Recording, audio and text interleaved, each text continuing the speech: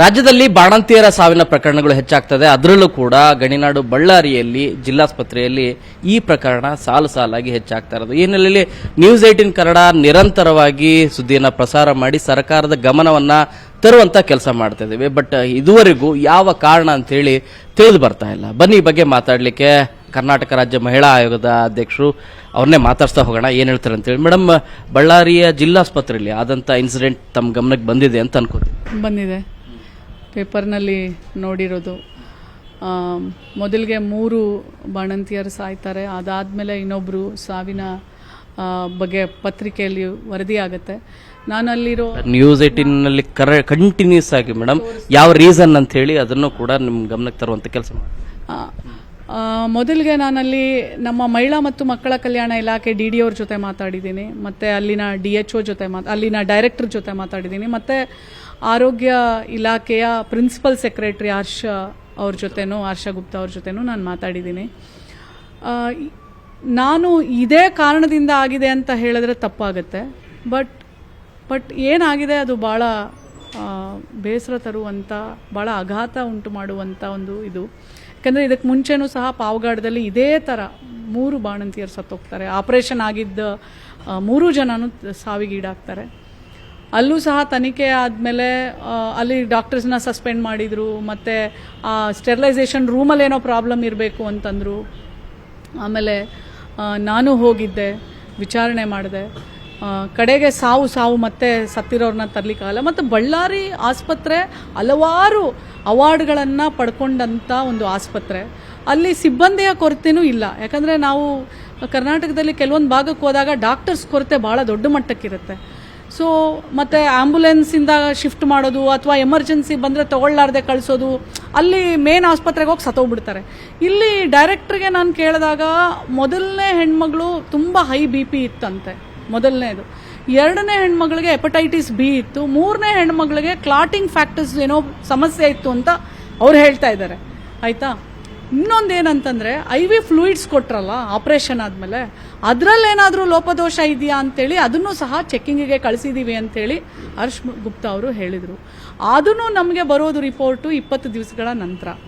ಈಗ ಅವರು ಡೈರೆಕ್ಟ್ರ್ ಏನು ಹೇಳ್ತಾ ಇದ್ದಾರೆ, ನಾವು ಅವ್ರು ಆಪರೇಷನ್ ಮಾಡ್ತಾ ಇದ್ದಿದ್ದಂಥ ಕೊಠಡಿಯನ್ನು ಕಂಪ್ಲೀಟ್ ಅದರಲ್ಲಿ ಏನಾದರೂ ಪ್ರಾಬ್ಲಮ್ ಇದೆಯಾ, ಸ್ಟೆರಿಲೈಸೇಷನಲ್ಲಿ ಏನಾದರೂ ಪ್ರಾಬ್ಲಮ್ ಇದೆಯಾ, ಅಲ್ಲಿ ಯಾವುದಾದ್ರೂ ಬ್ಯಾಕ್ಟೀರಿಯಾ ಈ ಥರ ಸೆಪ್ಟಿಕ್ ಕಾಸ್ ಮಾಡಿ ಸಾವಿಗೆ ಕಾರಣ ಆಗಿರುವಂಥ ಯಾವುದಾದ್ರೂ ಒಂದು ಇದಿದೆಯಾ ಅಂಥೇಳಿ ನಾವು ಎಲ್ಲ ಇದು ಮಾಡ್ತಾ ಇದ್ದೀವಿ ಮೇಡಮ್ ಅಂತ ಅವರು ನನಗೆ ವರದಿ ಕೊಟ್ಟಿದ್ದಾರೆ. ಸೊ ಈಗ ಇನ್ನೂ ಮಿಕ್ಕಿದ್ದು ನಾನು ಇಲ್ಲಿವರೆಗೂ ಆಗದೆ ಇರುವಂಥ ಇನ್ಸಿಡೆಂಟ್ ಸಿಸರಿನ್ ಆದಮೇಲೆ ಪದೇ ಆಗ್ತಾ ಇರೋದು, ಇದು ನಿಜವಾಗ್ಲೂ ಕೂಡ ಯಾರದೇ ಲೋಪ ಆಗಿರಲಿ ಅವ್ರ ಮೇಲೆ ಕ್ರಮ ಕೈಗೊಳ್ಬೇಕಾಗತ್ತೆ. ತಾವೇನಾದರೂ ಭೇಟಿ ಕೊಡ್ತೀರಾ? ಅಲ್ಲ, ನಾನು ಖಂಡಿತ ಬಳ್ಳಾರಿಗೆ ಭೇಟಿ ಕೊಡ್ತೇನೆ. ಮೊದಲಿಗೆ ಅದು ಯಾರಾದರೂ ಆಗಿರಲಿ ಅದು ಕ್ರಮ ಆಗಲೇಬೇಕು. ಅದು ಫ್ಲೂಯಿಡ್ಸಿಂದ ತೊಗೊಂಡಿದ್ರೆ ಆ ಕಂಪ್ನಿ ಮೇಲೆ ಕ್ರಮ ತಗೋಬೇಕಾಗತ್ತೆ, ಮತ್ತು ಅಥವಾ ಅದನ್ನು ಕೊಂಡ್ಕೊಂಡವ್ರು ಯಾರು ಅದ್ರ ಮೇಲೆ ಆಗಬೇಕಾಗತ್ತೆ, ಅಥವಾ ಆಸ್ಪತ್ರೆ ಆ ಒಂದು ಸ್ಟೆರಿಲೈಸೇಷನಲ್ಲಿ ಏನಾದರೂ ಇವರು ಫೇಲ್ ಆಗಿದ್ರೆ ಆ ಸಿಬ್ಬಂದಿ ಏನಾಗಿದೆ ಅವ್ರ ಮೇಲೆ ಇದಾಗಬೇಕಾಗತ್ತೆ. ಮತ್ತು ಈಗ 4 ತಾಯಂದಿರು ಯಾರು ಸತ್ರು ಅವರ ಫ್ಯಾಮಿಲಿ, ಅವ್ರ ಮಕ್ಕಳಿಗೆ ಕೊಡಬೇಕಾದಂಥ ಇದು ಏನು ಸರ್ಕಾರದಿಂದ ಕೆಲವೊಂದು ಯೋಜನೆಗಳಿರುತ್ತೆ ಅವರಿಗೆ ತಲುಪಿಸುವಂಥದ್ದಾಗಲಿ ಇವನ್ನೆಲ್ಲ ಮಾಡಿದಾರಾ, ಮತ್ತು ಈ ಥರ ಮತ್ತೆ ಮರುಕಳಿಸ್ದಂಗೆ ಮತ್ತೆ ಇವ್ರು ಏನು ನಿಯಮಗಳನ್ನು ಕಾರ್ಯಾಚರಣೆಗಳನ್ನು ಮಾಡ್ತಾರೆ. ಯಾಕಂದರೆ ಈಗ 4 ಸತ್ತು ಮತ್ತೆ ಅದೇ ಇನ್ನೊಂದು ಮಾಡೋಕ್ಕೆ, ಯಾಕಂದರೆ ಆ ಇಡೀ ಓಟಿನ ಕ್ಲೋಸ್ ಮಾಡಿ ಭಯ ಆಗ್ತಾ ಇದೆ ಮೇಡಮ್. ಬಾಣಂತಿಯರು ಜಿಲ್ಲಾಸ್ಪತ್ರೆಗೆ ಹೋಗ್ಲಿಕ್ಕೆ ಹೆದರ್ತಾ ಇದ್ದಾರೆ, ಆ ರೀತಿಯಾದಂಥ ಸಿಚುವೇಶನ್. ಈಗ ಅದ್ರ ಬಗ್ಗೆ ನಾನು ಇವತ್ತು ಎಲ್ಲ ಇಡೀ ಕರ್ನಾಟಕದ ಎಲ್ಲ ಜಿಲ್ಲೆಗಳಿಂದನೂ ಸಹ ಬಾಣಂತಿಯರ ಸಾವಿನ ಬಗ್ಗೆ ಒಂದು ವರದಿಯನ್ನು ಆಯೋಗಕ್ಕೆ ತರಿಸ್ಕೊಳ್ಳೋಕೆ ಹೇಳಿದ್ದೀನಿ. ಅದ ನಂತರ ನಾನು ಮುಖ್ಯಮಂತ್ರಿಗಳನ್ನು ಭೇಟಿಯಾಗಿ ಇದರ ಬಗ್ಗೆ ಸಂಕ್ಷಿಪ್ತವಾಗಿ ಅವ್ರ ಜೊತೆ ಚರ್ಚೆ ಮಾಡಿ ಮತ್ತು ಆರೋಗ್ಯ ಸಚಿವರ ಜೊತೆನೂ ಸಹ ನಾನು ಮಾತಾಡ್ತೇನೆ. ಈ ಥರ ಇನ್ನೊಂದು ಸಲ ಮರುಕಳಿಸದೇ ಇರೋ ಹಾಗೆ ಅವರು ನೋಡ್ಕೋಬೇಕಾಗತ್ತೆ. ಯಾವುದೇ ಒಂದು ರೀಸನ್ ಕೊಡೋಕ್ಕಾಗಲ್ಲ. ಒಂದು ತಾಯಿಯ ಸಾವಿನ ಬಗ್ಗೆ ಹಿಂಗಾಯಿತು ಹಂಗಾಯಿತು ಅಂತ ಹೇಳೋದು ನಮ್ಮದು ಭಾಳ ದೊಡ್ಡ ತಪ್ಪಾಗತ್ತೆ. ಬಟ್ ಅಂಥ ಒಳ್ಳೆ ಒಂದು ಆಸ್ಪತ್ರೆಯಲ್ಲಿ ಹಲವಾರು ಅವಾರ್ಡ್ಸ್ ತೊಗೊಂಡಿರೋ ಆಸ್ಪತ್ರೆಯಲ್ಲಿ ಮತ್ತು ಎಲ್ಲ ಸಿಬ್ಬಂದಿಗಳ ಮೇಲೆ ಅಷ್ಟೊಂದು ಹೊರೆ ಇದ್ರೂ ಸಹ ಇಲ್ಲಿವರೆಗೂ ಆ ಥರ ಸಾವು ಆಗದೆ ಇರೋದು, ಸಡನ್ನಾಗಿ ಇದು ಆಗಿದೆ ಅಂದಾಗ ಹರ್ಷ ಗುಪ್ತಾ ಅವರು ಒಂದು ಮಾತು ಹೇಳಿದ್ರು ನನಗೆ, ಮೇಡಮ್ IV ಚೇಂಜ್ ಮಾಡಿದ್ರು, ಅದರಲ್ಲಿ ಏನಾದರೂ ದೋಷ ಇದೆಯಾ, ಅದು ನಮಗೆ ಕನ್ಫರ್ಮ್ ಇಲ್ಲ, ಅದು 20 ದಿವಸ ಆಗತ್ತೆ, ಅದು ಎಲ್ಲ ಪ್ರತಿಯೊಂದು ನಾವು ಹುಡುಕ್ತಾ ಇದ್ದೀವಿ, ಯಾವುದರಿಂದ ಈ ಸಾವಾಗಿದೆ. ಯಾಕಂದರೆ ಇಷ್ಟು ದಿನ ಆಗದೆ ಇರೋದು ಸಡನ್ನಾಗಿ ಈಗ ಆಗಿರೋದು ನಮಗೂ ಒಂದು ಶಾಕ್ ಆಗಿದೆ. ಸೊ ನಾವು ಯಾವುದೇ ಒಂದು ಸಣ್ಣ ಲೋಪವನ್ನು ಬಿಡದೆ ಹುಡುಕಿ, ಯಾವುದಾದ್ರೂ ಒಂದು ಲೋಪ ಇದ್ದರೂ ಸಹ ಅದನ್ನು ಇಮ್ಮಿಡಿಯೇಟ್ಲಿ ಸರಿಪಡಿಸುವಂಥ ಮತ್ತು ಅದ್ರ ಮೇಲೆ ಕ್ರಮ ತಗೊಳ್ಳುವಂಥ ಕೆಲಸವನ್ನು ಮಾಡ್ತೀನಿ ಅಂತ ಅವ್ರು ಹೇಳಿದ್ದಾರೆ. ಇದ್ರ ನಂತರ ನಾನು ಬಳ್ಳಾರಿಗೆ ಹೋಗಿ ಬಂದ ನಂತರ ಮತ್ತು ಎಲ್ಲ ರಿಪೋರ್ಟ್ ತಗೊಂಡು ಬಾಣಂತಿಯರ ಸಾವು, ಗರ್ಭಿಣಿಯರ ಪೌಷ್ಟಿಕ ಆಹಾರ ಎಲ್ಲ ಇಡೀ ಕರ್ನಾಟಕದಿಂದ ಯಾವ ಥರ ನಡೀತಾ ಇದೆ ಅನ್ನೋ ಎಲ್ಲ ಸಂಕ್ಷಿಪ್ತ ವರದಿಯನ್ನು ನಾನು ತಗೊಂಡು ಮುಖ್ಯಮಂತ್ರಿಗಳನ್ನು ಭೇಟಿ ಆಗ್ತೇನೆ. ಚಲನಚಿತ್ರ ಮಂಡಳಿ ಇದುವರೆಗೂ ಕೂಡ ಪಾಶ್ ಕಮಿಟಿಯನ್ನೇ ಒಂದು ರಚನೆ ಮಾಡಿದಿರೋದು ನೋಡ್ತಾ ಹೋದ್ರೆ ಏನು ಮೇಡಮ್ ಅವ್ರ ನಿರ್ಲಕ್ಷ್ಯನ ಏನಂತ ಹೇಳ್ತಾರೆ?